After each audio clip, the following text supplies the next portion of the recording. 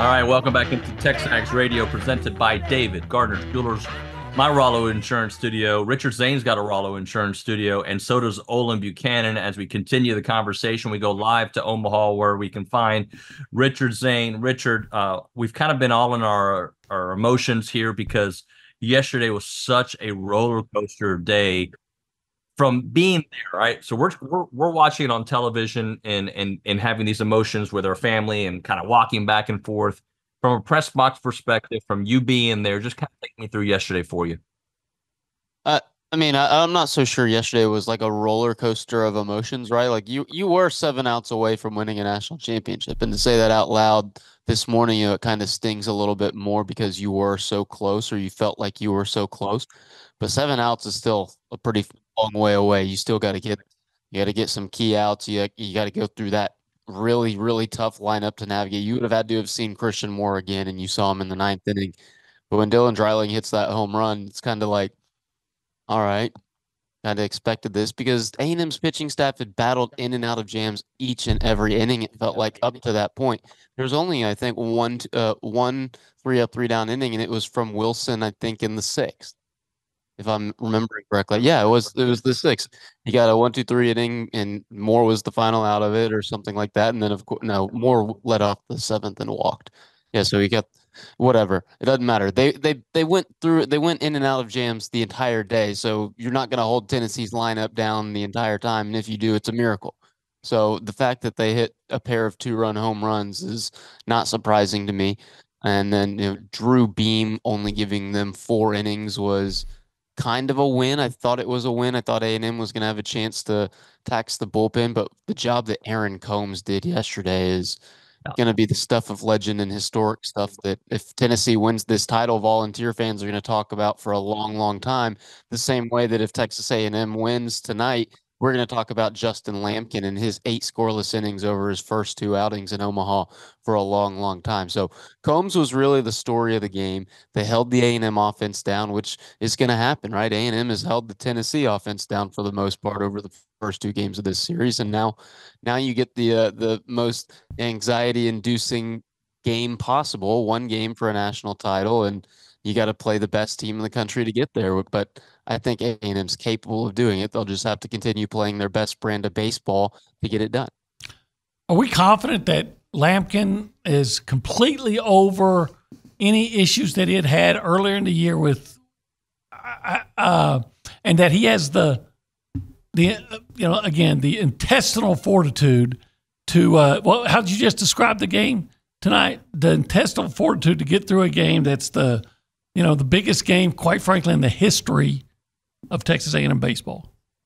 Yeah, without a doubt, it's the biggest game in Texas A&M history, right? I think yesterday was at that point the biggest game in A&M history, and now tomorrow is, and it's the anxiety and the stress of it has increased 1,000-fold because if you don't win it, you're going to be kicking yourself because you finished one game shy of a national title. But as far as confidence in Justin Lampkin, there's the whole Texas A&M saying little joke that if you do it once, that's cool, but if you do it twice, it's a tradition. So twice in Omaha, Justin Lampkin has been not just good, he's been great. I would argue in his start against Florida, his second start against Florida, he wasn't just good, he was great. He was elite in 5 scoreless innings.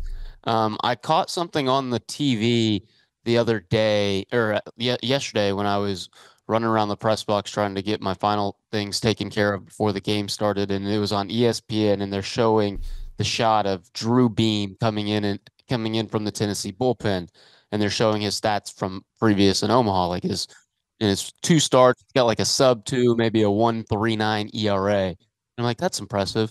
But in the back of my mind, I'm like, oh man, A&M, he must be due for a tough outing, right? And of course, Chase Levelett hits that first home run.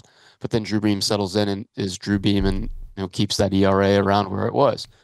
So Justin Lampkin's stats, when he walks in from the bullpen today, it's going to read 0.00 ERA. And maybe there's a volunteer guy, maybe the guy who's covering the Tennessee Volunteers for 10vols.com is going to look at that stat and think, oh, he must be due for a tough outing, and he'll go and shove again. It's going to be all hands on deck, right? Justin Lampkin's going to have a short leash. Everybody who comes in is going to have a short leash, but I mean, he's looked really, really good in Omaha so far. So Why not? Why? I don't see any use in being pessimistic and negative on each individual player coming into the game, especially when they perform so well the last couple times we've seen them. I think it's A&M 10 runs to Tennessee's 9 in the two games, and pretty much 80% of this College World Series final, A&M has led, right? So it's just. Oh, it hadn't just been like 80%, man. They did not trail for a single pitch until that Dreiling home run in the 7th inning. That's incredible. They were 3 outs away from being the first teams, or sorry, not 3. They were 7 outs away from being the first team since 2013 to go 10-0 through the NCAA postseason. That's so what they were doing, what they were so close to doing is so hard to do. And of course, it caught up with them because you're playing the number 1 team in the country. So, yeah, it's been an impressive run to get here, and now you just need one more impressive day to reach the mountaintop. Richard, it was a disappointing day yesterday at the plate. So beyond hoping that the Tennessee pitchers struggle, what can A&M do to be better offensively tonight? I mean, they got to stick to the game plan, right? And that's so cliche, but it's gotten them here, right, Olin? I know yesterday they only scored 1 run, but they strung together a few hits. And keep in mind that they've been facing some really good pitchers, and Aaron Combs had perhaps the best day of his career yesterday. Drew Beam is Tennessee's ace for a reason. How he lined up to pitch game 2 over game 1 when A&M threw Prager in game 1, I don't know. I don't truly follow the Volunteers very closely, and they were on bracket 1, so I didn't have to deal with them until this weekend anyways. But they had their ace going in game 2, so you knew it was going to be an uphill battle. The fact that Combs came in and was elite, that's baseball, right? It happens. And then what you saw in the 9th inning, where A&M was able to string a couple hits together and force Tennessee to bring in their closer and really threaten to make it closer, if not tie the game. I know if Ryan Targach's fly ball in the 9th that ended up being the 27th out and final out of the game had a few more feet of carry, we're talking about the greatest story of all time in Texas A&M history. But I don't know if there's anything they need to do differently, right? I don't think that anything was too alarming. They just ran into a good couple pitchers on the wrong day and they lost the game. That could very well happen again today, and that would be the story of the game. I don't think it's anything that Texas A&M did to shoot themselves in the foot or really cause that loss. It just sometimes you get beat, and they got beaten for 9 innings yesterday. Richard, yesterday was the game that I worried about pitching more than any other game, and it was because the unknowns, right? Like, which Chris Cortez are we going to get? Who's going to start the game? Who else is available? Like that, I had all these questions. Pitching for A&M has been the story, even in the games that we doubt. Like, it's been the story. The offense yesterday was the issue. Yeah, and then the pitching's been really, really good. I know Max Wiener's gotten a ton of FaceTime, whether he's buying a hamburger on the concourse or actually helping the guys, combine for a shutout in the Men's College World Series. Coming into the championship series, they'd given up 3 runs in 27 innings. Really, really impressive stuff there. And then you're facing the best offense in the country. No offense to Georgia, and of course, no offense to our own Aggies, but you've held them down for 9 runs over 2 games. That's pretty impressive, and you were 1-1 with them. So, yeah, I mean, the offense hasn't been clicking at all cylinders. We know that. We've kind of expected that since Braden went down a couple weeks ago against Oregon, but think about what they can do, right? They scored 9 runs on Tennessee's pitching staff the other day. They're capable of doing that again tonight. Richard, let me jump in here because this came in from Bosis. He goes, "Morning, guys. For Richard, can Ryan and Evan pitch tonight if they need them?" And the answer is for sure yes on Evan if they're an opportunity to use him. And I think Prager, they actually for anything. The answer to that question, as it relates to Aschenbeck, is yes, 100%. He got up and threw a little bit, but never got hot. You're worried about him getting any work in the bullpen during yesterday's loss. Don't be. Evan Aschenbeck is one of the guys on this pitching staff in this, in this A&M bullpen that has been kind of notorious for taking a little bit longer to get loose and stretched out than other guys who can get hot in a hurry.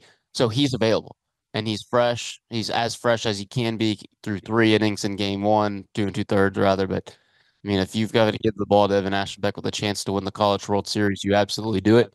if you find yourself in a high leverage situation in the 4th or the 5th inning and you want to go to your best guy to keep the game close or keep a 1 or 2 run lead, I think you do it then. I don't think you hold anything for later in the game.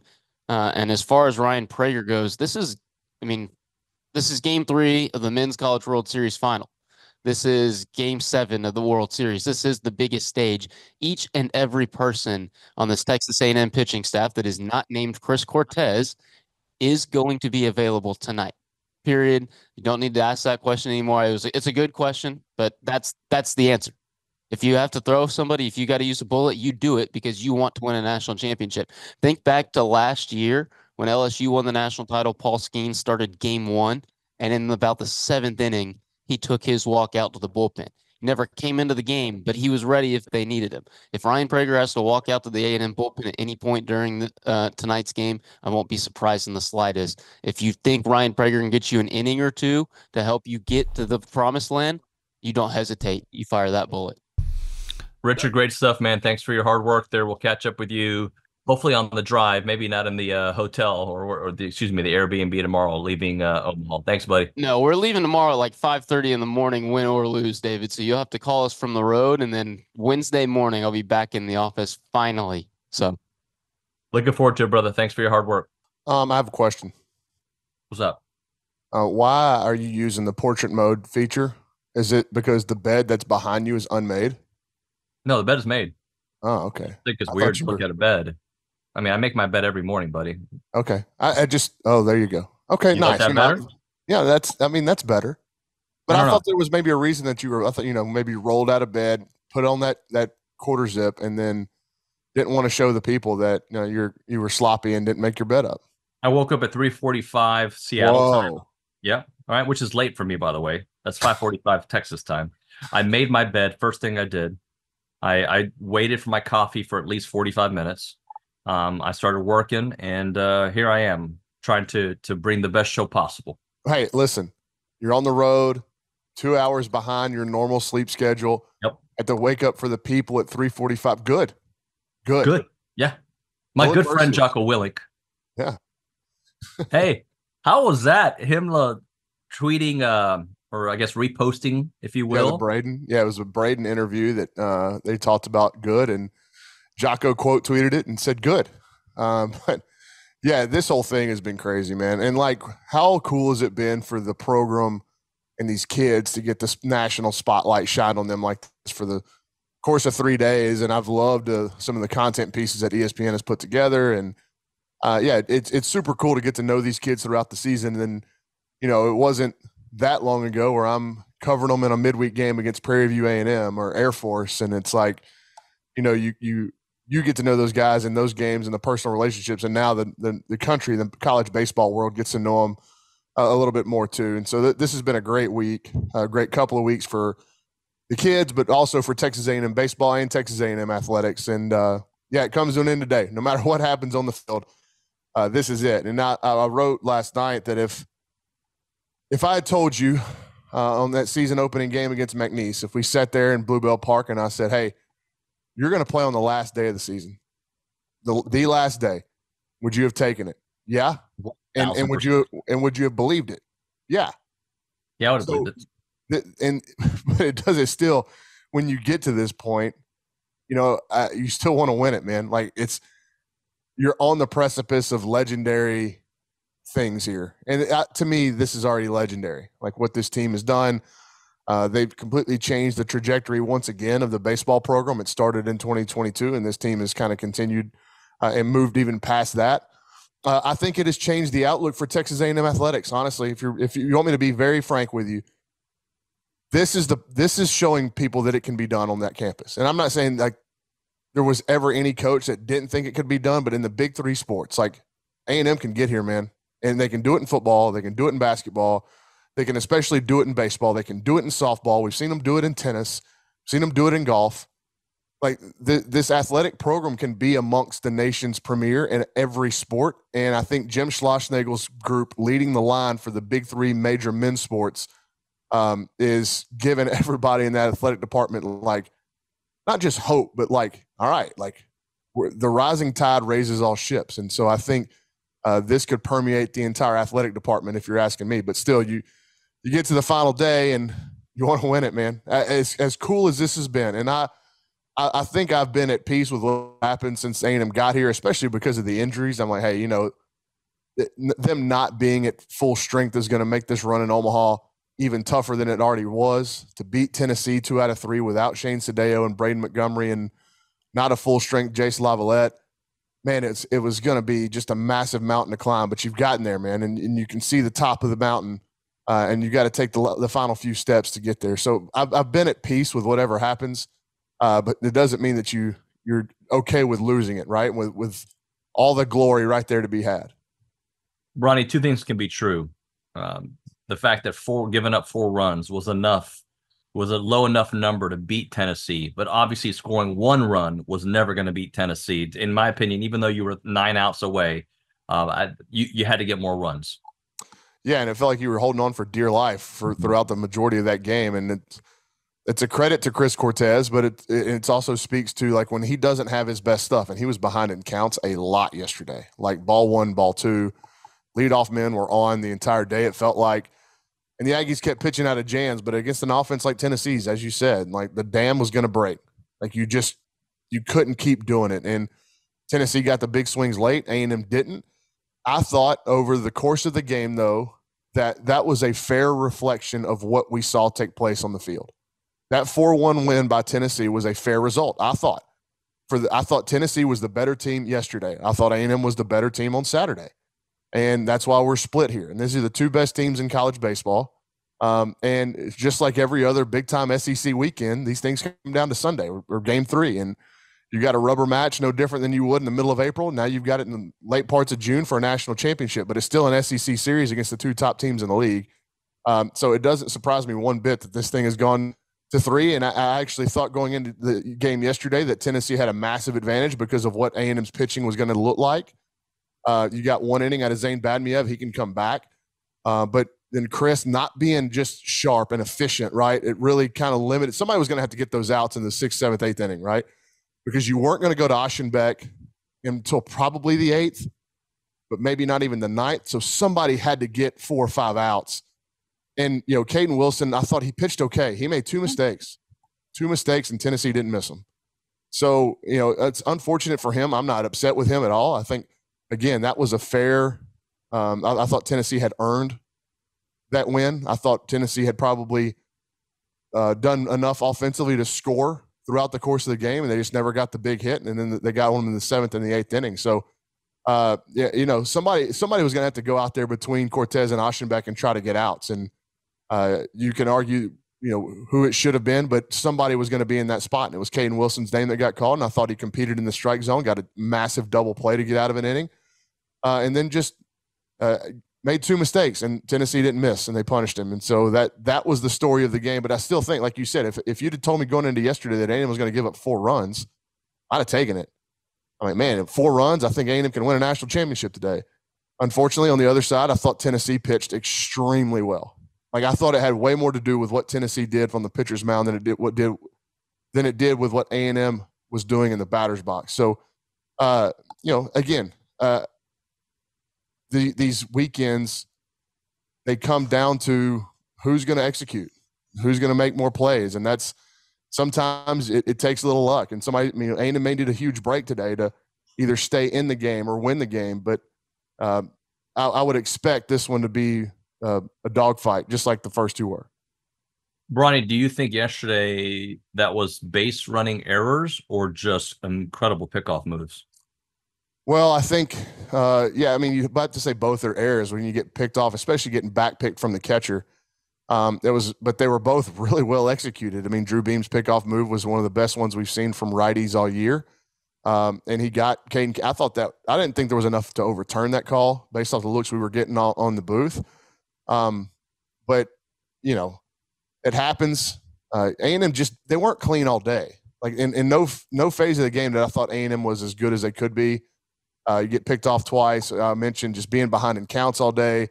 Leadoff men were getting on. You couldn't get leadoff men on. And then Ali had an error and just uncharacteristic error. And I didn't really love his body language yesterday. And He came up in the ninth inning and got jammed. And I don't know. Ali is poised for a big day today, I think, because, he's been so sensational all year that I think a bounce back performance is due from him. But yeah, I just think A&M was not at the races yesterday. Like, just not for any particular reason. I just think Tennessee was the better team, and their pitching kind of suffocated A&M for the most part of the day, outside of Jace's home run swing. And then they had the two big innings up for A&M offensively were the fifth and the sixth, right, when they had two men on and couldn't get anybody across. I think you had first and second no outs, and you had strikeout, pop out to end that frame. And that, who knows, that could have been the turning point. If you get a couple of hits there, who knows what that thing looks like down the stretch. And maybe you do go to Oschenbeck right after Cortez, and you just try to win a national championship with your horse on the mound. But the Aggies couldn't get it done. Again, I thought Aaron Combs, the reliever for Tennessee, was awesome. He was really good. And good pitching beats good hitting, and that'll be the truth for today. Brian, one of the issues, and it's not an issue, but one of the things that I wish we didn't have was the back-to-back days of games, because it doesn't allow you to really focus on some of the greatness that happened in game one. So we'll work our way back to there at some point here throughout the show. But I did want to ask you about the bats at the end of game two, because you were a little, what's the word? Maybe opportunistic. You saw some good at bats. Yeah, I thought the bats got better. And in the ninth, it paid off with a couple of hits, and I had a chance to tie the game. And how cool would that have been if Ryan Targac that ball goes out? And the pitch before, he hit 115 miles an hour, like 420 feet foul. And the next pitch, he just does miss the barrel, and it hits it. I don't know, it was probably 375, 380 where he hit it. He hit 375, 368 feet. So just missed it. And but yeah, I thought the overall quality of the bats, the quality of the contact late was good. And if you're looking for silver linings, which is what you have to do and be optimistic in the game of baseball, it can't always be about production. It's got to be like small victories. Sometimes it's just get yourself feeling good and feeling better about what you're doing at the dish. And I thought the Aggies can take something from the end of yesterday's game for sure. Yeah, no doubt about that. Let's talk Chris Cortez for a moment, because I thought, like, even though he didn't have his best stuff, and unfortunately he had to pitch, he had so many pitches that he had to work through, which didn't allow him to stay long. Considering all that, giving up 0 runs, I mean, it's brilliant performance. Yeah, it speaks to just how good his stuff is, right? I mean, he had very little command early. I think his first, and we were tracking it in the booth, I think it was something like, of his first 46 pitches, they were split evenly between balls and strikes. And, so Chris was grinding through it. He didn't have his best feel for the ball. He didn't have his best command, and he's facing the best lineup in the country. Tennessee's hit over 180 home runs as a team. A&M's a fantastic offensive club. They've hit 140. Tennessee's hit 40-plus more than A&M has. And so this is not an easy lineup to navigate or manage. And Chris, especially with not his best stuff, still was able to do it. Like, that's just speaks volumes to the actual pitch arsenal and what he's got now in his bag from, the tutelage under Max Wiener and his ability to go apply it. And he's got real out pitches now. And if he falls behind in counts, it's not a killer for his outings anymore, because he's able to reset himself and get back into the strike zone. So it's a huge credit to, the stuff, but it also his mentality and his maturity this year as well. And I think, look, we've seen Chris Cortez throw his last pitch in an A&M uniform. We've seen Ryan Prager highly likely throw his last pitch in an A&M uniform. I would imagine he would be up today if they absolutely needed him. Maybe if it went extras, or maybe there's a matchup late, they can get him a hitter or two. I'd bet on Ryan Prager not pitching today. But if that's true, if Ryan Prager's done at A&M and Chris Cortez is done at A&M, which I think both of them are, then, I mean, what a fantastic way to go out. Both of those guys left it all on the field. They pitched with a tremendous amount of heart, guts, and courage the entirety of the season. Those two, along with Evan Oschenbeck, were the leaders of the biggest turnaround of any position on Texas A&M's campus in any athletic program, bar none, no question. Those three guys took the ball, took the mantle, and said, we're changing this. And so often throughout the course of the year, how many times do we say, man, Ryan Prager's such a tone setter for the pitching staff? it felt like it was every week, man. And he did it here in Omaha with a legendary performance against Kentucky. And he backed it up with another just gritty guts performance against Tennessee and gave his team, through various points of the season, chances to win SEC series, SEC games, but also now he's given them a chance to win a national championship, both Prager and Cortez, just because of their dependability, their reliability, their transformation as pitchers under Max Weiner, like the whole thing. And you have to, if you're an Aggie baseball fan or an Aggie in general, you tip your hat to those two guys. It's just been a sensational campaign. They're both going to get paid money to throw a baseball for a long time, and I hope that we're watching them pitch on TV for many years to come. Let's go back to Lampkin. He gets to start today. He's been brilliant the last couple of outings. What have you seen from him on the Y? Because he had been, one good outing, then a couple bad outings, and one good outing. Why recently have we seen some consistency and some success? I just think he's been more in attack mode, and his fastball command's been better. So, the velocity on the radar gun with the numbers are better than they were in the middle of the year, and I think it changed the mentality of these one inning saves, and not trying to manage your way through a start. Just go grip it and rip it. If you get 3 outs, we'll come in the dugout and we'll sit down and we'll talk about the next 3 outs. But don't go into the game thinking I've got to manage 5 or 6 innings. That's not how that doesn't work for him. Go out there and compete in 1 inning saves, and when you get them, come back to the dugout and we'll figure out how to try to go get the next one. But I think that change in mentality has definitely helped him. And then I also think that just the continued work that he'd done with Max Weiner on, the analytics and the shapes of his pitches, the command of his pitches. Pitch height is always a big deal for Lampkin. He's been good in that department. I think the changeup has been better than serviceable. Like, it's been more than serviceable because it plays so well off the fastball slider combination. It's just another wrinkle that hitters have to respect. I think he's got a better feel for it and making it a presentable pitch. But I think the biggest thing for Justin has just been the mentality switch. And he's going to have it again because this Tennessee lineup, they can bloody you with a quickness, and you can't get frustrated. Like, over 52% of their runs this season, David, have come from home runs. Right. They're going to hit the ball out of the ballpark. You have to be able to manage that, deal with it, and move on to the next pitch. Bronny, I want to go to the Angry Elephant News and Social Censor here and get you a quick text message from JW. But let me remind listeners and viewers that not only do Aggies gather at the Angry Elephant, if you go tonight to watch the Aggies win the national championship and you're wearing Aggie gear there at any of the Angry Elephants in San Antonio, College Station, Bryan, Magnolia, and Little Elm, they're going to give you 50% off your tab if the Ags win, but you got to wear Aggie gear. So those 2 things have to happen. They will give you 50% off when you go to the Angry Elephant. Micaiah, read us JW's question, please. No problem. JW says, Ronnie, do you think we'll see a lineup shuffle tonight? Chestnut, who's I'm asking about to be direct. The problem is Travis is struggling, but the problem is who plays center field? What do you do? Who goes in that spot? Targach had a good at bat. Jack Bell has played a lot, but is Jace fully healthy enough to play 9 innings in center field?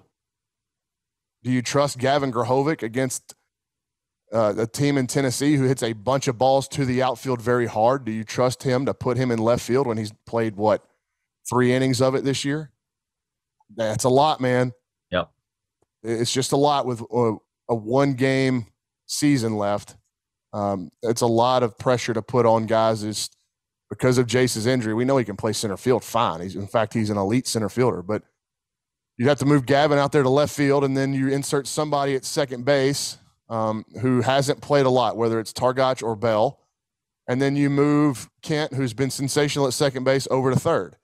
And I think we're all confident that Caden Kent can play defense in just about any position you put him in, but that's the only problem, man, is because the roster's so depleted in the injuries. Shots playing with a torn meniscus, he can't go out there. So I don't know. I don't think they're going to do anything with the starting lineup, but if you're in catch-up mode and Chestnut's having poor at-bats or not getting on base, then you can maybe look at doing something in the middle of the game to try to get either a Targach bat in the lineup or maybe just give that 9-hole a different look. Let's go back to Omaha, where Ryan Ryan Brauninger, excuse me, is live there. Bronny, let's talk about. Hey, why are you in Seattle? Because Annalise is an overachiever. She's in the national championships for soccer, ECNL. It's kind of a big deal. I don't know. Your girls have had a big summer on the pitch, huh? Yeah, it's. I'm poor. I'm poor now. Yes. Well, yeah. I mean, it's not poor. You're living. You're rich in life memories and life experiences. 1,000%. I love it. I love that I have a job where, I was ready to go to Omaha. We had a discussion about maybe setting the show there, but I'm so blessed to be able to be around my kids and follow my teams and hopefully to a national championship tonight. Which, I mean, Bronny, like I know a lot of people are in their emotions, and I've been not emotions, but I was a little down about yesterday because it was so close. Why? I mean, I know you want to win. I get that. Like you want to win. I understand that, but like with this team, haven't they earned a massive benefit of the doubt? And like 1,000%. I agree with you, but like. I guess you didn't hear the earlier part of the show. It's like because I didn't really start believing the championship until the 7th inning, right? Like when I say that, it's not that I didn't think we were going to win it, but it started becoming a reality. Holy smokes, we're 9 outs away, right? And unfortunately, when I started believing we're 9 outs away, as opposed to like living through each pitch, I started looking ahead like, oh, dude, we can do this. We can get to the 8th inning. Maybe Evan can come in, yada, yada. That's how it worked. So I think there was a crash landing. And that game, as the stakes get higher, Bronny, you know this better than anybody. As the stakes get higher, each pitch matters so much more. The fall hurts a lot more. But again, what I ask, the fact that they are in this position to win a national championship here in 12 hours, like, a little bit more than 12 hours, heck yeah, this is what we do this for. This is why we're fans. This is why we love college baseball. Yeah, I guess it just doesn't register like the enormity of each pitch to me in this situation, because that's the way I view baseball, whether I'm coaching a summer league game, a 10-year-old game, or watching A&M play an SEC series in the regular season. It's like, that's the way that I view baseball. And so, yeah, this is normal for me. This has been somebody crawling behind you. Yeah, Annalise is trying to get something. I thought you had somebody held hostage and they were trying to sneak out while you were on air. No, but I apologize. Like, no, it's fine. It was pretty funny. But yeah, man, like I'm watching that game yesterday and my baseball instinct is going like Tennessee is going to score.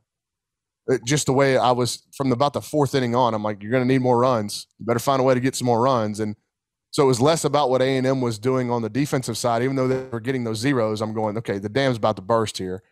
What is the A&M scoreline going to look like when it does? And it remained at 1, and then Tennessee got obviously those 2 big swings. And but I didn't think 1 run was going to be enough to stick. I didn't like if you would have won a national championship by beating Tennessee 1-0, that Tennessee team,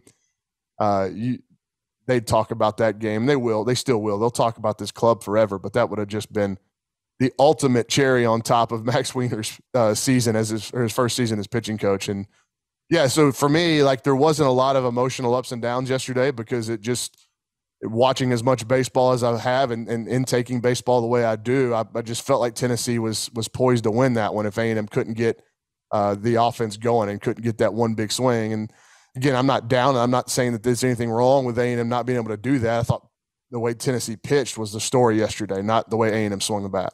Yeah. So I'm sure this is a question you won't want to answer, but I'll ask anyway. Does any pitching staff have the advantage tonight?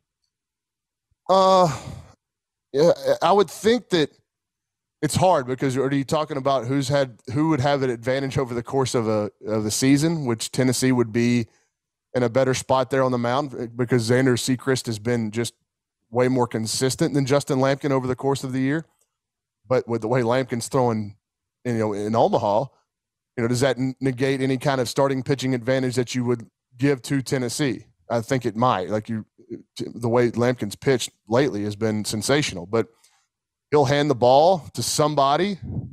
I don't know who it's going to be. And then that somebody will probably hand it to Evan Aschenbeck. Or if it's Justin Lampkin handing it to Evan Aschenbeck, A&M could be in a great spot. From the Tennessee side, they're going to have everybody available. Like Sechrist will start. Chris Stamos didn't throw much the other day as their opener in game 1, so he could come back. Nate Snead, their closer, was good last night. And Kirby Connell has thrown in every one of their postseason games. He's available. I would think that Combs is done for today, and so is Causey. That's two of their better guys. But the Benke kid can come back. So Tennessee's got enough to do it too, and they're going to be confident in their setup. So A&M, where you're going to have to go, again, who would be the fourth guy? Because I'm very confident that Lampkin, Stewart, and Aschenbeck are going to pitch in this game. But if you got to get a fourth guy in there, who is it? Is it Zane Badmiev? Could be. You know, he got you 3 outs to start the game yesterday. Could it be Weston Moss, who worked a clean top of the 9th inning yesterday and I thought looked good? Fastball was up to 94, really good changeup, and I didn't think the moment looked too big for him. So, you know, the question, if you got into A&M's, the depth of it, and you had to start rolling multiple guys out there, you know, say Lampkin doesn't have a great start, you're going to have to piecemeal the game together. So who gets you those outs before you potentially hand the ball to Aschenbeck and say, hey, take us home here? And whatever take us home here today means as empty the tank. Throw 100 pitches if you have to. All right. Offensively, who could be the hero tonight? And by the way, so great to see Jason moving better and obviously the home run. Yeah, the team can be the hero. I don't think that one person, like it can't be Caden Kent. Sure, he's put on the cape a lot. Caden Sorrell has been awesome. Teddy Burton has been the most unlucky player in Omaha, just keeps hitting balls hard into the gap that hang up and get caught. Hayden Schott's been good. Appel's been good. Like Gavin's had the homer. But it's not going to be, to me, if you're going to win today, just like it's been for the postseason, it's going to be the team. So I'm not going to pick an X factor. I'm going to pick the team. And I'm going to pick this team to play a brand of baseball that we've seen them play all year, because they're loose, they're relaxed, but they're not lackadaisical. Like, the best version of this A&M team wins the national championship tonight. That's my opinion. But it's the A&M team. It's not Jace Lavalette hitting 2 more homers or Jackson Appel getting 4 hits. It's the team. And I think they're going to have to be all connected and all playing together. They're going to have to be really good at swinging at strikes and taking balls. All the things that they did to get them here, I think they've got to be excellent at tonight. Bronny, hopefully we will talk to you on the phone tomorrow on your way back after a national championship. Obviously, we'll be watching the post-game wrap tonight on TexAgs.com afterwards. Thanks very much for your hard work in Omaha, buddy. All right, we got to start cleaning this house. It's a pigsty.